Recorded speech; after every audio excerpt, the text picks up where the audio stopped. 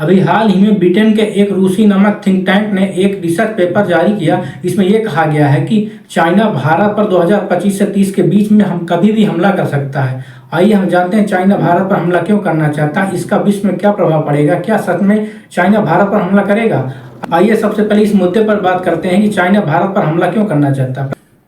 पहला, चीन में 1940 के दशक में जब लाल क्रांति हुई थी, इस समय माओ एक प्रमुख नेता के रूप में उभरे। उनका मानना था कि तिब्बत और उससे जुड़े इलाके कभी एक बृहद चीन का हिस्सा हुआ करते थे। इसे भी किसी भी कीमत में हमें हासिल करना है और चीन के हिस्से में मिलाना है। चीन दुनिया के 14 देशों के साथ सीमा साझा करता है। इनमें से 5 क्षेत्र ऐसे हैं जिनमें कई हिस्से को अपना चीन बताता है। इनमें से प्रथम हिस्सा है सिक्किम, दूसरा अरुणाचल प्रदेश, तीसरा भूटान, चौथा नेपाल और 5वां लद्दाख इसमें शामिल है। इन्हें ही माओ अपने दाएं हाथ की 5 उंगलियां बताते थे। इन्हें ही 5 फिंगर के नाम से भी जाना जाता है। दूसरा, भारतीय स्टेट बैंक के एक रिसर्च पेपर के अनुसार भारत 2027 तक जर्मनी की चौथी सबसे बड़ी अर्थव्यवस्था और 2029 तक जापान को पीछे छोड़ देगा। वहीं चाइना को 2050 के बाद कभी पीछे छोड़ सकता है। इस कारण चाइना 2030 के पहले ही भारत पर हमला करना चाहता है, क्योंकि उसके बाद चाइना को भारत पर हमला करना बहुत ही एक चुनौतीपूर्ण होगा। वहीं पर तीसरा, चीन ताइवान को अपने कब्जे में लेना चाहता है और चाइना ताइवान को अपने हिस्से के रूप में देखता है। यदि चाइना सोचता है यदि हम ताइवान पर हमला करते हैं तो भारत ताइवान की तरफ से सेना तो नहीं भेजेगा, लेकिन अपनी सैन्य मदद जरूर कर सकता है, जो कि चाइना के लिए एक बहुत ही चुनौतीपूर्ण होगा। वहीं चौथा, जब कोविड-19 महामारी आई तो उस समय चाइना की पावर को थोड़ा धक्का लगा। तो चाइना पूरे विश्व में ये दिखाना चाहता है कि हम पहले से काफी मजबूत स्थिति में हैं और काफी हम पावरफुल होकर उभरे हैं। जैसा कि 1960 में भारत की सॉफ्ट पावर अफ्रीका और अन्य देशों में बहुत अच्छी थी, इसलिए चीन को ये बात खटकती थी। तो इसलिए चीन ने भारत की बढ़ती ताकत को रोकने के लिए 1962 पर हमला किया। उसके बाद से भारत की पावर थोड़ा सा नीचे चली गई। पांचवा, भारत चाइना की वन बेल्ट वन रोड परियोजना को सफल नहीं होने देना चाहता, क्योंकि इसका एक हिस्सा सिपैक जो है भारत के कश्मीर के गिलगित बाल्टिस्तान से होकर गुजरता है। गिलगित बाल्टिस्तान अभी पाकिस्तान के जो कि हिस्से में है, वो भारत का एक हिस्सा है, जम्मू कश्मीर का। छठवां, चाइना को यह डर है कि भारत और उसके सहयोगी देशों के साथ यदि हमारा तनाव बढ़ता रहा तो भारत मलक्का स्टेट को चोक कर सकता है, जिससे कि चाइना की एनर्जी सप्लाई ठप हो जाए, क्योंकि मलक्का स्टेट अंडमान निकोबार के बहुत करीब है। वहां पर हमारी नेवी बहुत सशक्त है, बहुत मजबूत स्थिति में है। वहीं चाइना एनर्जी सप्लाई अगर अवरुद्ध होती है तो चाइना पूरी तरह से ठप हो जाएगा, वो उसकी क्षमता पूरी तरह से रुक जाएगी। वहीं सातवां, सबसे बड़ा कारण यह है कि भारत रूस के हथियारों पर निर्भर है। इस समय यूक्रेन के युद्ध में फंसा हुआ रूस इस समय भारत की हथियारों की सप्लाई वो नहीं कर सकता। जैसे कि भारत को S-400 की सप्लाई करनी थी पहले, वो थोड़ा सा लेट हो गई है। और अब हम जानते हैं कि भारत चाइना के युद्ध का भारत और रूस में क्या प्रभाव पड़ेगा। पहला, यदि भारत और चाइना का युद्ध होता है तो इससे पूरा विश्व डिस्टर्ब हो जाएगा, क्योंकि भारत और चाइना के आयात निर्यात पर लगभग पूरी विश्व निर्भर है। इस कारण पूरे विश्व में आवश्यक वस्तुओं की कमी हो जाएगी और पूरे विश्व में काफी समस्याओं का सामना करना पड़ेगा।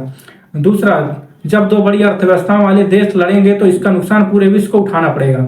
इसके बाद विश्व में 2008 जैसे मंदी आ जाएगी, हो सकता है इससे भयानक मंदी आए, जिससे पूरे विश्व में भुखमरी आ सकती है।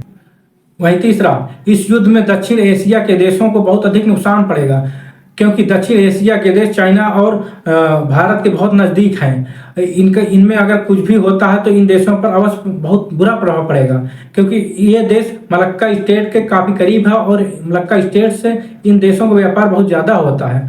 चौथा, यदि भारत या चाइना की एनर्जी सप्लाई को पूरी तरह से बंद कर देता है तो चाइना और पूरे विश्व में भुखमरी की स्थिति आ सकती है, क्योंकि चाइना बहुत सी ऐसी आवश्यक वस्तुओं की विश्व में सप्लाई करता है।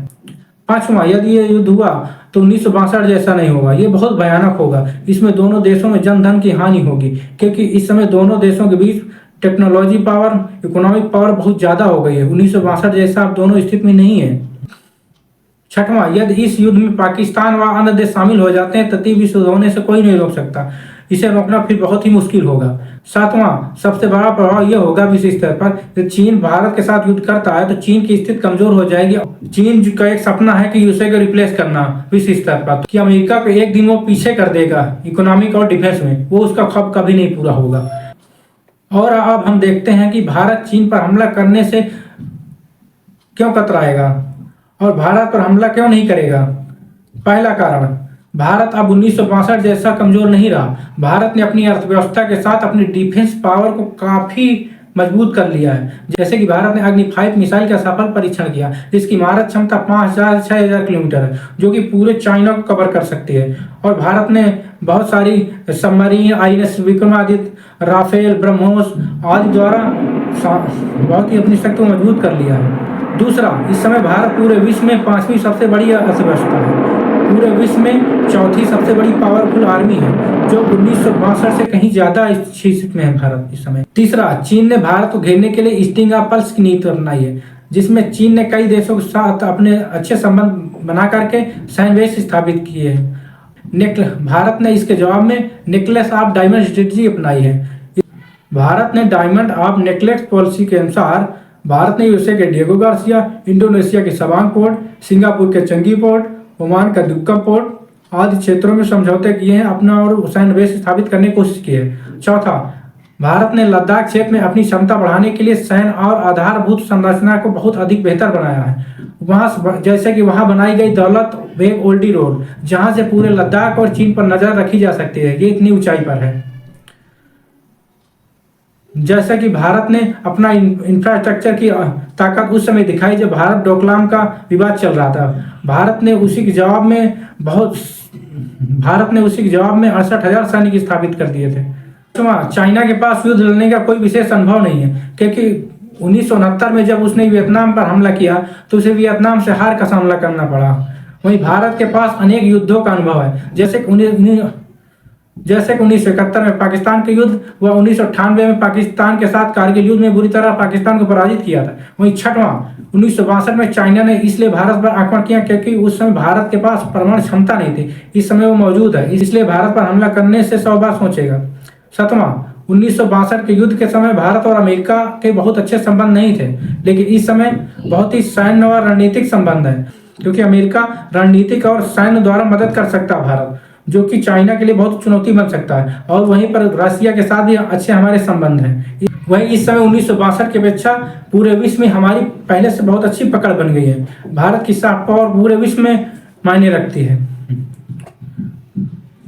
जैसे कि भारत ने कोविड-19 के समय में पूरे विश्व की मदद की थी। ये भारत की सॉफ्ट पावर के एक एग्जाम्पल है। चाइना भारत पर हमला करने से इसलिए कतराएगा क्योंकि भारत के साथ चाइना का व्यापार लगभग 136 बिलियन डॉलर का है, जो कि व्यापार चाइना के पक्ष में, भारत को इसमें व्यापार घाटा है। यदि चाइना के साथ युद्ध होता है तो व्यापार ठप हो जाएगा। निष्कर्ष ये निकलता है, भारत और चाइना के बीच युद्ध होने की संभावना अभी कोई नहीं है। धन्यवाद।